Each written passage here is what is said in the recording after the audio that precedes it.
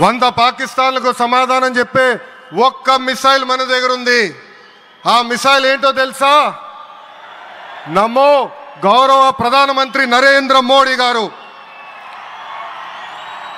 సింహం ముందల ఆటలు ఆడకూడదు, ఆడితే ఏమవుతుంది?